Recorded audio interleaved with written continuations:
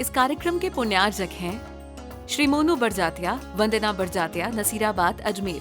पिता माता श्रीमान भागचंद बरजातिया, श्रीमती सुशीला बरजातिया। भ्राता भ्रातावधू श्री मनीष बरजातिया, अंकिता बरजातिया। पुत्र पुत्री वर्धन जैन, वर्दिता जैन। बहन बहनोई परिवार श्री मोहित डोसी, मीनू डोसी, प्रणव जैन, युवांश जैन। किशनगढ़, रेनवाल, जयपुर। ससुराल पक्ष कोटड़ी, जिला भीलवाड़ा, राजस्थान। जीवम जीवम दवम जिन्वर वसेन जननी दिठम देवीं दविंदवंदम वंदे तम तब्बदा शिरसा। नमो अरिहं ताणं नमो सिद्धाणं नमो आयरीयाणं नमो वज्रायाणं नमो लोये सर्वसाहुणं। जय बोलिए अंतिम तीर्थंकर विनायक श्री महावीर भगवान की जय। परम पूज्य आचार्य भगवंत अभिक्षम ज्ञान की श्री वसुनंदी जी मुनिराज की जय। अहिंसा में विश्व धर्म की जय। सभी उपस्थित धर्म प्रेमी, पुण्य आत्मा, श्रद्धालु एवं महान भाव, हम अपने जीवन में अपनी आत्मा का कल्याण करना चाहते हैं, लेकिन विडंबना ये है कि हम इस संसार में अटके हुए हैं। इस संसार से पार होने के लिए प्रत्येक व्यक्ति प्रयास करता है। प्रत्येक व्यक्ति एक ही चाह रखता है कि मैं संसार को छोड़ दूं। इस संसार में सुख नहीं है। हर व्यक्ति जानता है संसार हमें दुख देता है, चाहे वो स्त्री हो, चाहे वो पुरुष हो, बच्चा हो, चाहे वृद्ध हो, चाहे अमीर हो, चाहे गरीब हो, प्रत्येक व्यक्ति संसार में दुखी है। पैसा ज़्यादा है तब भी दुखी है, पैसा कम है तब भी दुखी। हम जवान हैं तो दुखी हैं, हम वृद्ध हो गए तब भी दुखी।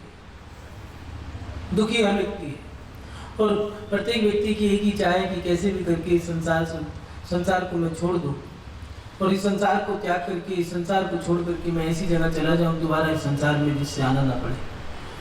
हर व्यक्ति संसार से तैरना चाहता है, लेकिन मन में एक जिज्ञासा रहती है कि कौन व्यक्ति है जो इस संसार से हमें तारेगा। नदी में नाव रहती है, नाव में बैठ करके नाविक सोचता है कि मैं नाव पार कर लूं। चप्पू कोई भी चला सकता है, नाव को किनारे पे कोई भी ले जा सकता है, लेकिन नाव को सही दिशा में, सही किनारे पर ले जाने वाला वो मल्ला जरूरी है। ऐसे ही हमारे जीवन में तारने वाला भी चाहिए। भगवान पत्थर का है, मौन है, बोलते नहीं, शास्त्र समझ में नहीं आते, तो फिर हमें कौन तारेगा। मान बात हमारी जिज्ञासा का समाधान 8वीं 9वीं शताब्दी में कर दिया गया। लगभग आज से 1400-1500 वर्ष पहले हमारी जिज्ञासा का समाधान कर दिया गया। एक आचार्य हुए जिन्होंने राष्ट्रकूट सम्राट के राज्य में जन्म लिया। 9वीं शताब्दी में इनका जन्म हुआ। दक्षिण दिशा की ओर इन्होंने जन्म लिया। महान भाग इनके दादा गुरु का नाम यशोदेव रहा। आचार्य यशोदेव के शिष्य रहे नेमिदेव और नेमिदेव के शिष्य ये आचार्य रहे सोमदेव।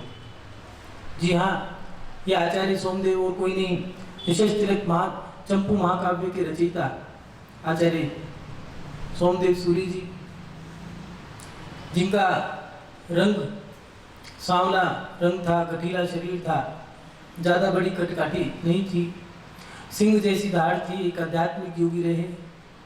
आचार्य सोमदेव सूरी जी ने चंपू तिलक महाकाव्य जो लिखा है उसमें उन्होंने हमारी जिज्ञासा का समाधान कर दिया। आचार्य सोमदेव सूरी जी लिख रहे हैं, कलो काले चले चित्ते दे चन्नादि कीट के एतच्चित चमत्कारा जिन रूप नराधना। हे भगवान, इस कलिकाल में चित्त चलायमान है, देह उनका कीड़ा बन चुका है। ऐसे समय में भी दिगंबर या दिगंबर सन देखने को मिलता है, तो ये एक आश्चर्य है। आचार्य सोमदेव स्वामी जी दिगंबर साधु के बारे में लिख रहे हैं कि कलिकाल है। एक तो कलिकाल, इस कलिकाल को कलिकाल भी कहा है, दुक्मा काल भी कहा है, पंचम काल भी कहा है। पंचम काल में जिसमें दुखी दुख रहेगा, कोई भी व्यक्ति हो, चाहे तुम हो चाहे मुनि महाराज ही क्यों ना हो, दुखी वो भी रहे, क्योंकि उन्हें भी मोक्ष नहीं होगा, इसलिए वो इस कारण दुखी है। और गृहस्थ तो दुखी है। पैसा है, शुगर की मील है, लेकिन शुगर नहीं खा सकता, शुगर की बीमारी है। रोडपति है, दुखी इस बात का है कि खाने को रोटी नहीं है। अमीर है तो दुखी, गरीब है तो दुखी, पढ़ा लिखा है तो तब भी दुखी है क्योंकि उसके अंदर अहंकार आ गया है। अनपढ़ है इसलिए दुखी है कि उसके अंदर हीन भावना है। हर व्यक्ति दुखी है। इस ऐसा पंचम काल जिसमें सब कुछ नष्ट भ्रष्ट हो चुका है, कलिकाल जिसमें चित्त चलायमान है, मन चंचल है, व्यक्ति मंदिर में बैठा है लेकिन मंदिर में बैठा है या नहीं बैठा। घर में बैठे बैठे मन में आ गया चलो अब गाड़ी उठाई और चल दिए घूमने फिरने के लिए। चित्त ऐसा चलायमान हो चुका है, लगता ही नहीं है, मन कहीं भी नहीं टिकता। एक व्यक्ति मंदिर में आता, माला करता, माला पकड़ी, पूरी हो गई। उससे किसी ने पूछ लिया, भैया रोज रोज मैं आपको देखता हूँ मंदिर में आते सुबह से लेके दोपहर तक बैठे रहते, तो उस व्यक्ति ने कहा कि तुम्हें क्या मतलब। पूछ लिया, साधर्मी के नाते पूछता हूँ, करते क्या हो, कौन सा स्वाध्याय करते हो। तो व्यक्ति कहने लगा कोई स्वाध्याय नहीं करता। फिर कौन सी माला करते हो, मैंने देखा आपकी माला ऐसे पकड़ते हो, पूरी टर हो गई पूरी। माला कौन सी करते हो, कोई सी माला नहीं करता। फिर ये करते क्या हुआ, तो कहने लगा देखो भैया मैं अपनी पत्नी से परेशान हूँ, घर में बैठता हूँ तो चिल्लाती है, चीखती है, चुप ही नहीं होती। यहाँ पर आकर के मुझे शांति मिलती है इसलिए यहाँ बैठ जाता हूँ। और माला, ये माला नहीं करता, दुकान का जो हिसाब है इस माला पे करते रहते। ऐसा चित्त हो गया है, ऐसा मन चंचल है कि व्यक्ति का मन मंदिर में बैठा है, मंदिर में भी नहीं लग रहा, घर में बैठा है, घर में नहीं है। चित्त चलायमान है, मन चंचल हो चुका है, देह अन्न का कीड़ा बन चुका है। सुबह उठते के साथ ही बिस्तर पे चाय चाहिए, चाय पीने के बाद नहा धो करके तैयार हुए, मंदिर गए, मंदिर से आकर के फिर नाश्ता चाहिए, नाश्ते के बाद भोजन चाहिए, दोपहर में फिर ब्लैक टी चाहिए, उसके साथ में कुछ हल्का फुल्का चाहिए, 4 बजे फिर कुछ खाने को चाहिए, 6 बजे भोजन चाहिए, 6 बजे के बाद अब रात्रि भोजन का भी अगर त्याग है तो 9 बजे दूध चाहिए उसके साथ में बिना अन्न का। अब ये भी एक नई टेक्नोलॉजी आ गई है, नई ट्रिक निकाल ली हम लोगों ने। दूध के गिलास के साथ में हमें अब मुनक्का चाहिए, बादाम चाहिए। भैया भोजन करते थे 2 रुपए की रोटी थी, बिना भोजन का रात्रि भोजन का त्याग कर दिया तो एक दूध का गिलास, उसके साथ में मेवा, मावा, मुनक्का, बादाम, काजू, किशमिश जो कभी नहीं खाया अब वो भी मिलेगा।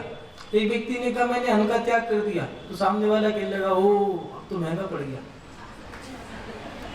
रोटी भी एक थाली भोजन 50 रुपए, 60 रुपए, 70 रुपए तक का आ जाता था। अब अन्न का त्याग कर दिया तो 250, 500, 1000 रुपए तक का भी हो सकता है। रसमलाई खाने को मिल रही है, रबड़ी खाने को मिल रही है, दूध मलाई खाने को मिल रही है। 9 बजे उसको दूध का गिलास चाहिए, साथ में कुछ हल्का फुल्का भी चाहिए। अब तो नई चीजें चल गई हैं, कुछ तो हो जाए। 10 बजे सो गया है, रात को उठ गया, थोड़ा सा पसीना आ गया, गर्मी लग गई तो पानी पी लिया, फिर खाने को चाहिए। एक ने पूछ लिया क्यों भैया, रात्रि भोजन का तो त्याग है तुम्हारा। कहने लगा हाँ भैया 2 बजे तक की छूट है, फिर मेरा त्याग है। ये कौन सा त्याग है भैया, हमें तो समझ नहीं आता। ऐसा समय, कैसा समय आ गया है जिस पंचम काल के अंदर चित्त मन चंचल है, और ऊपर से हुंडान सर्पनी काल। जिस हुंडान सर्पनी काल में अनहोनी घटनाएं घटेंगी कोई नहीं रोक सकता। चौथे काल में भी घटी, तीर्थंकरों की कभी पुत्री नहीं हुई, तीर्थंकर अविवाहित नहीं होती, किसी तीर्थंकरों पे कभी उपसर्ग नहीं हुआ, लेकिन हुंडान सर्पनी काल के कारण ये हुआ। और इस पंचम काल में भी हुंडान सर्पनी काल, एक तो दुखमा काल है, ऊपर से हुंडान सर्पनी काल और लगा है। भारत चक्रवर्ती को 16 सपने आए थे आदिनाथ भगवान के समय में, तो उन्होंने बताया कि इन सपनों का फल इस चौथे काल के समाप्त होने के बाद पंचम काल में उदय में आएगा। और जब अंतिम मुकुटबल राजा चंद्रगुप्त स्वामी उन्होंने 16 सपने देखी, तो उन्होंने जब मुनि भद्रबाहु स्वामी जी को बताया तो उन्होंने कहा इस पंचम काल में अब बाल ब्रह्मचारी मुनि महाराज होंगे। वृद्धों का अपमान होगा, कोई नहीं रोक सकता उसको। इस पंचम काल में जो दुख ही दुख है, और ऊपर से उन्नान सर्पनी काल, चित्त चंचल हो चुका है, व्यापार ठप है, बच्चों की छुट्टियां समाप्त हो गई है, चलो भैया बरसात का महीना है, गाड़ी उठाओ चल दो यात्रा के लिए, यहाँ नहीं तो वहां पर गंदगी फैलाएंगे, मुंह उठाया और चल दो। कोई पहाड़ पे चढ़ेंगे, पहाड़ पे चढ़ने का मन है, चलो घूमने का घूमना हो जाएगा, सम्मेत शिखर की यात्रा हो जाएगी, वहां पर चलते हैं, फोन कर देंगे, एक बाइक ले लेंगे, स्कूटी ले लेंगे, नहीं तो फॉरेस्ट वाले तो अपनी जानकारी में, हम तो सरकारी कर्मचारी हैं, उनसे संपर्क करके गाड़ी मंगा लेंगे, अभी बैठो, सुबह को वहां, शाम दोपहर को रुकेंगे, शाम को नीचे, और अपना बड़ा बढ़िया तरीके से खा लेंगे। ऐसा मन चंचल है कि वो मर्यादा अमर्यादा को जान नहीं पा रहे, चित्त चलायमान हो चुका है, देह उनका कीड़ा बन चुका है, मर्यादाएं सारी नष्ट भ्रष्ट हो चुकी हैं, स्त्री ऐड की वस्तु बन के रह गई। दिगंबर साधु पग विहार करते हैं, जब पैदल चलते हैं तो एरिया पर सीमिति से चलते हैं, नीचे चार हाथ देखते हुए चलते हैं, नजर उठा करके देख लेते हैं तो कभी कभार ऐसे इश्तिहार लगे होते हैं कि नजरें अपने आप झुक जाती हैं। स्त्रियों के तन पे कपड़े ही बंद हो गए, फटे हुए कपड़े पहनने शुरू करती हैं, कटे हुए कपड़े पहनने शुरू करती हैं, फैशन, हाय रे भगवान, आग लगे इस फैशन में, सर का पल्ला खत्म कर दिया, माता बहनों की साड़ियां खत्म हो गई हैं, चुन्नियां सूट की खत्म हो गई, यहाँ तक कि बच्चों को पहले धवला जी में लिखा है कटे फटे जले कपड़े नहीं पहनना चाहिए, अब तो कोई पुराना कपड़ा हो गया, चलो छोटा हो गया तो उसको वहां से काट दो, फैशन निकल गया है। मंदिरों में फटे हुए कपड़े पहन के आने लग गए। कैसी मर्यादा, कैसा पतन होने का समय आ गया है। मान भाग, ऐसे समय में भी जब कलिकाल है, चित्त चलायमान है, देह उनका कीड़ा बन चुका है, और ऐसे समय में भी अगर कोई दिगंबर साधु दिखता है तो आचार्य सोमदेव स्वामी जी कह रहे हैं, हे जिनेन्द्र भगवान हो, मैंने आज आपके रूप को धारण करने वाला एक साक्षात मनुष्य देखा है। ये पंचम काल का एक आश्चर्य है कि इस पंचम काल में दिगंबर साधु है, मैं उन दिगंबर साधु को नमस्कार करता हूं। मान भाग, हमें तारने वाला कौन है? जब तक हमारे जीवन में कोई गुरु नहीं होगा तब तक हमारा कल्याण नहीं होगा। गुरु का होना में जरूरी, बिना गुरु के कभी जीवन नहीं शुरू हो। आचार्य श्री चारी चक्रवर्ती शांति सागर जी कहा करते थे, जिसके जीवन में गुरु नहीं उसका जीवन शुरू नहीं। गुरु बनाना पड़ेगा, हमें कैसे जीना है, हमें कैसे जीना है, कैसे मरना है, ये नहीं जानता। हर व्यक्ति नहीं जानता कि कैसे जीना है, जीने की कला और मरने की कला, ये कला ये गुरु सिखाते हैं। आप पैसा कमा सकते हो, आप पढ़ाई लिखाई कर सकते हो, आप खा सकते हो, आप घूम सकते हो, ओढ़ सकते हो, पहन सकते हो, आप संसार की प्रत्येक क्रिया कर सकते हो, लेकिन आत्म कल्याण कैसे करना है इसके लिए गुरु की आवश्यकता पड़ेगी। उस आत्म कल्याण करने वाले व्यक्ति को कैसे जीना है, उस आत्म कल्याण करने वाले व्यक्ति को क्या खाना है, कैसे जीना है, कब कितना खाना है, कैसे रहना है, क्या अनुशासन बनाना है, ये वो व्यक्ति नहीं जानता। उसके लिए गुरु की आवश्यकता जरूर है। एक ऋषि है और वो गुरुकुल चला रहे हैं। उस ऋषि के गुरुकुल में सभी शिष्य अध्ययन कर रहे हैं, लकड़ी काट के लाना, बुआरी करना, गुरु की आज्ञा का पालन करना, ये गुरुकुल के नियम रहते हैं। गुरु कुछ भी कार्य सौंप सकते हैं, और जैसे घर होता है ऐसे गुरुकुल होता है, घर की जैसी आवश्यकताएं होती है ऐसी गुरुकुल की होती है। और आज बरसात के समय में गुरु ने आज्ञा दे दी है अपने प्रिय शिष्य आरुणि को कि बेटा खेत पर मेड़ की रक्षा करनी है, सभी शिष्य अपने साथ ले जाओ और वहाँ खेत पर जाकर के उस मेड़ की रक्षा करनी। सभी शिष्य चले गए हैं, मेड़ की चारों तरफ से देखभाल कर रहे हैं। खेत की जो आपकी भाषा में कहें बाउंड्री, उसको मेड़ कहते हैं। बारिश तेज थी, पानी का बहाव था, आरुणि खेत की मेड़ को ठीक कर रहा था, लेकिन पानी जैसे जैसे बहाव तेज होता जा रहा था, मेड़ गिरती जा रही थी। उसने आव देखा ना था, सोचा किसी को बुला लूं, लेकिन इतना समय नहीं है कि लोग यहाँ तक आ पाए। तो मेड़ टूटी है और गुरु आज्ञा का पालन भी करना है, उस मेड़ पर लेट गया। सभी शिष्य चले गए, खेत सुरक्षित है, और गुरु ने सबको बहुत बहुत आशीर्वाद दिया। जब सब पहुँच गए, आशीर्वाद ले लिया, भोजन करने लगे, तो एक थाली खाली थी। वो प्रिय शिष्य आरुणि नहीं मिला। सभी लोग गुरु के साथ वहाँ पहुँचे और आवाज़ लगाई, आरुणि कहाँ हो? तो भी धीमी स्वर से आवाज़ आई कि गुरु जी मैं यहाँ पर। बात को समझने में देर नहीं लगी, सभी शिष्य वहाँ पहुँचे, आरुणि को उठाया, मैट को ठीक करा और पूछा तुमने ऐसा क्यों किया? कहने लगा बस मेरे को तो एक ही विचार आया था कि आपकी आज्ञा का पालन करना है। मैं टूट गई और उसको बचाने के लिए मैं किसी को बुलाता, इतना समय नहीं था, मैं तो स्वयं वहाँ पर लेट गई। गुरु ने उसे अपनी गले से लगा लिया। मान भाव यही शिष्य आरुणि नाम का बहुत बड़ा विद्वान बना। तीसरी क्लास में ये कहानी आती है छोटे छोटे से बच्चों की। लेकिन विचार करें, क्या ऐसा समर्पण हम गुरु के प्रति कर पा रहे हैं या नहीं कर पा रहे? कहानियां तो हमने बहुत पढ़ ली हैं, ग्रंथों के पन्ने हमने बहुत सारे पढ़ लिए हैं, लेकिन क्या ऐसा समर्पण हम गुरु के लिए कर पा रहे हैं या नहीं कर पा रहे? ऊंचाइयों को छूना चाहते हैं, संसार को पार करना चाहते हैं, संसार से करना चाहते हैं, लेकिन संसार से करने के लिए गुरु की आवश्यकता जरूर पड़ेगी। लेकिन गुरु के साथ साथ उसे समर्पण भी करना पड़ेगा, अर्पण भी करना पड़ेगा, उनके लिए भक्ति भी होनी चाहिए। आचार्य कुमकुम स्वामी जी ने दिया, नगोई मोक्ष मोक्ष, नगनता से ही मोक्ष होगा, बिना नगनता के मोक्ष नहीं हो सकता। कुछ आदताई लोगों ने तो ऐसी परंपरा चला दी है कि पंचम काल में दिगंबर साधु नहीं हो सकते। क्यों भैया, कहां से ये सूत्र निकाला आप लोगों ने? ये कैसे आपने कह दिया, किस बेस पे कह दिया, किस अधिकार पे आपने कहा है? चाहे आचार्य उमा स्वामी जी हो, पुष्पा स्वामी जी हो, कुमकुम स्वामी जी हो, चाहे आचार्य शिवकोटि स्वामी जी हो, भगवती आराधना के रचयिता, चाहे समन्वत स्वामी जी हो, चाहे आचार्य श्री वसुनंदी शावकाचार्य के रचयिता हो, चाहे विद्यानंद जी विद्यानंद शावकाचार्य के रचयिता हो, चाहे भद्रबाहु स्वामी जी जिन्होंने भद्रबाहु संहिता लिखी है, सभी आचार्यों ने एक बात कही है, पंचम काल में भी दिगंबर साधु होते हैं, छठा गुरु स्थान भी होता है और सातवां भी होता है।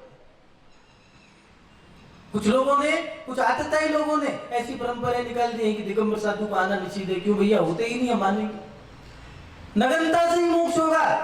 भरत चक्रवर्ती कैसे भी हो, कितने भी बड़े वैरागी हो, 9 नदियां 14 रत्न के स्वामी हो, 96,000 रानियां हो, चाहे 32,000 मुकुटबद्ध राजा उनके चरणों में झुकते हो, कैसे भी वैरागी हो, घर में रह करके वैराग रहा, लेकिन जब तक कपड़े नहीं उतारे तब तक मोक्ष नहीं हुआ। नगनता से ही मोक्ष होगा, बिना नगनता के कोई मोक्ष नहीं जा सकता। घर बैठे कुछ लोग सोचते हैं घर में बैठ जाए आत्मा में लीन हो जाए, ध्यान लगाना, ऐसे बैठना आसान है, लेकिन नगन बनना बड़ा मुश्किल है। तेल निकल जाता है अच्छों का, खेल नहीं है दिगंबर साधु बनना। मानवा हम अपने जीवन में साधु को समर्पण करें। पहले हम अपने जीवन में एक सच्चा गुरु बने, सच्चा गुरु बनाने के बाद उसको समर्पण भी करना। नाम मिली नाविक नहीं, ये बड़ा दुर्भाग्य। नाव मिली नाविक नहीं, ये बड़ा दुर्भाग्य। नाव नाविक दोनों मिले, ये बड़ा सौभाग्य। कोई व्यक्ति आत्म कल्याण करना चाहता है, उस आत्म कल्याण करने वाले व्यक्ति को आत्म कल्याण करने वाला गुरु मिल जाए, ये भी बड़ा मुश्किल, दुर्लभ। 12 भावनाओं में जो दुर्लभ भावना है, उस भावना में दिया है कि दिगंबर साधु मिलना दुर्लभ, सुसंगति प्राप्त करना दुर्लभ, मुनिवत के पालन करना, ये सब दुर्लभ है।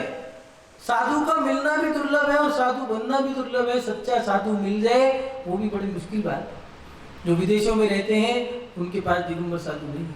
पैसा बहुत कुछ है, ऐशो आराम भोग विलासता की सामग्री तो मिल सकती है उनको, लेकिन गुरु की कृपा नहीं मिल सकती। जो यहाँ पर है भारत के अंदर, उन भारत में भी जरूरी नहीं है प्रत्येक व्यक्ति को दिगंबर साधु के दर्शन हो। केरला, आंध्रा, गोवा, तेलंगाना, ऐसे ऐसे प्रांत हैं जहाँ पर दिगंबर साधु नहीं जाते। बहुत ही कम जगह है जहाँ पर साधु जाकर के भ्रमण करके अपनी साधना करता है। उन दिगंबर साधु की साधना से कुछ लोग ऐसे हैं जो अपनी आराधना कर ले। मान बात, हमारे जीवन में हमें अगर अपनी आत्मा का कल्याण करना है तो ये गुरु की भी आवश्यकता है। लेकिन गुरु के प्रति विचार करें, क्या हमारा वैसा समर्पण बन पा रहा है या नहीं बन पा रहा? क्या उनके प्रति हम भक्ति, श्रद्धा, समर्पण के साथ अपना जीवन सर्वस्व उनको न्यौछावर कर पा रहे हैं या नहीं कर पा रहे? एक घटना घटी थी, चौथे काल की घटना है। नगर से पहले चौथे काल में तो यही परंपरा थी कि जंगल से नगर की ओर मुनि महाराज आया करते थे। आज पंचम काल में ये व्यवस्था धीरे धीरे कम होती जा रही है। कारण आचार्य भगवंतु ने लिखा है, कली काले वनिवासी वर्जते मुनि सत्य में स्थिते चा जिनागारे ग्राम आदि विशेषता। पंचम काल में सेनन कम होने के कारण मुनि महाराज जंगल में ना रुके। कहाँ रुके? छोटे छोटे नगर गांव अतिशय क्षेत्र सिद्ध क्षेत्र, अगर वहाँ भी समाज नहीं मिलती है तो फिर गांव कस्बों में रुक करके अपना जीवन जिए, क्योंकि वहाँ पर मंद कषाई लोग मिलेंगे और उन मंद कषाई लोगों के बीच में रह करके अपना जीवन जी सकते। चौथे काल में जंगल से मुनि महाराज आ रहे थे और नगर में ढिंडोरा पीड़िया की सावधान मुनिराज आहार के लिए आ रहे। ये मुद्रा मुनि महाराज के आहार की। तो जब देख लिया तो सभी लोग मुनि महाराज को पड़घाने के लिए खड़े हुए और एक सेठ जी के यहाँ पड़घान हो चुका है।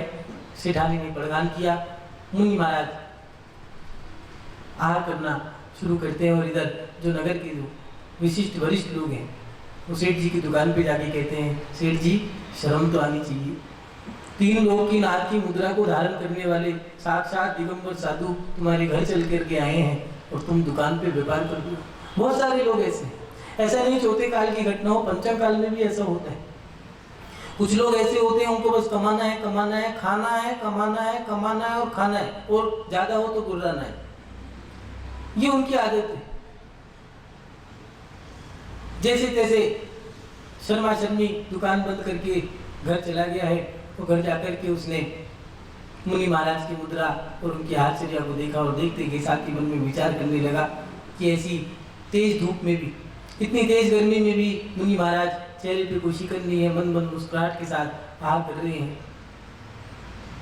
कोई शिकन नहीं है, कोई सामग्री नहीं है, नगन है, पैदल चलते हैं, गर्मी में भी, सर्दी बरसात भूख प्यास सब सहन करते हैं, समता भाव है, चेहरे पे मुस्कान है, केश लुंचन करते हैं, ऐसे दिगंबर साधु धन्य है ये।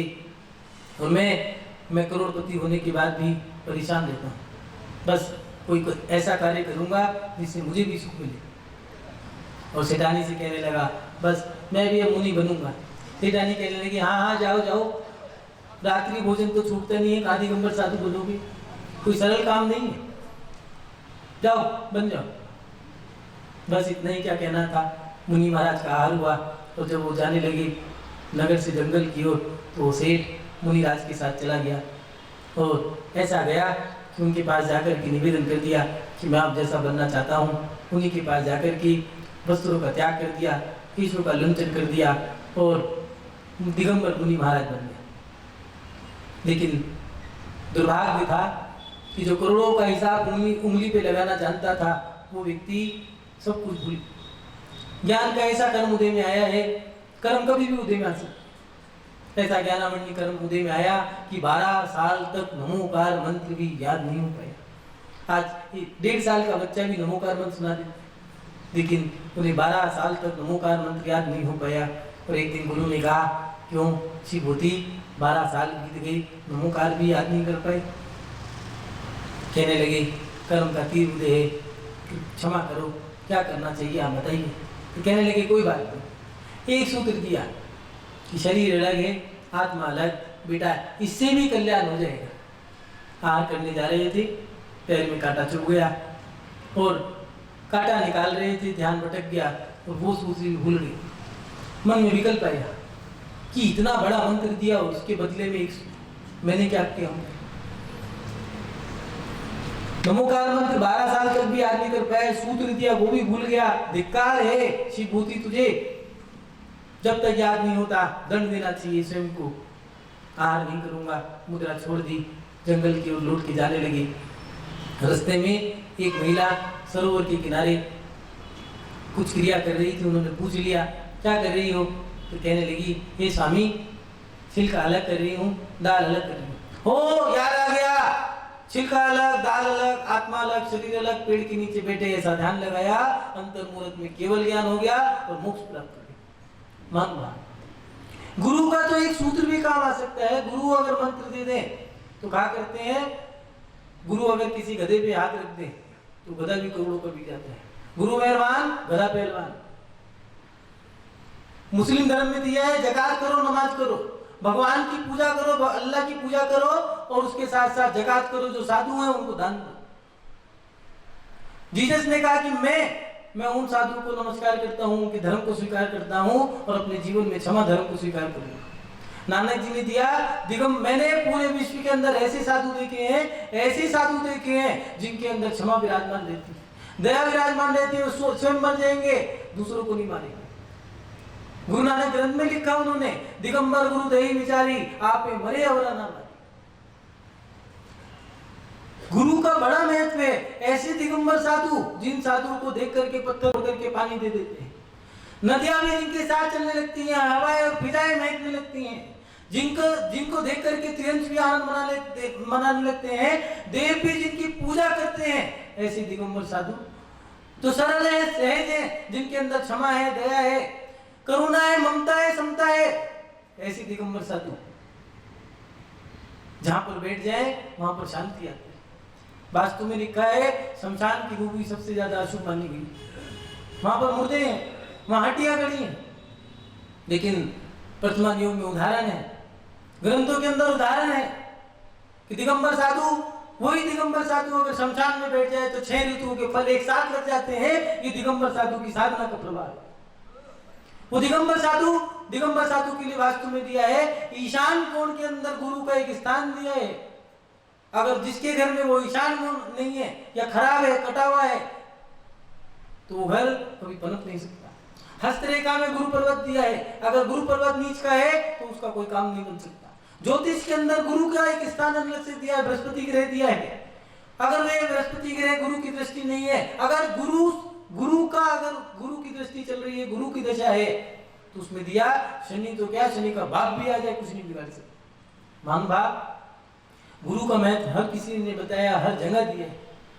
तुलसीदास जी ने, कालिदास जी ने, वेद व्यास जी ने, या फिर महात्मा कबीरदास जी, सभी ने दिया। दिगंबर गुरु के बारे में किसी ने ऐसा नहीं माना, उनको सबने स्वीकार किया।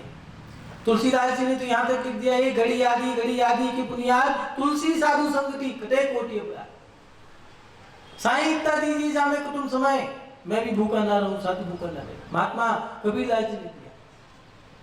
हम अपने जीवन में गुरु को कैसे मान रहे हैं पहले देखिए।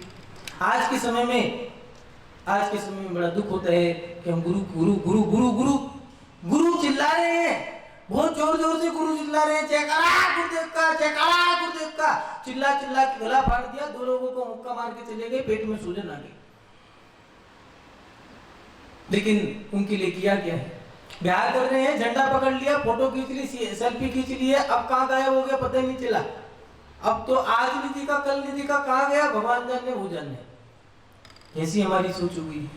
अरे गुरु नाम कमाने के लिए नहीं है, गुरु तो एक आराध्य है, उनकी आराधना करो। उनसे फोटो खींच करके, उनकी सेल्फी खींच करके क्या करोगे?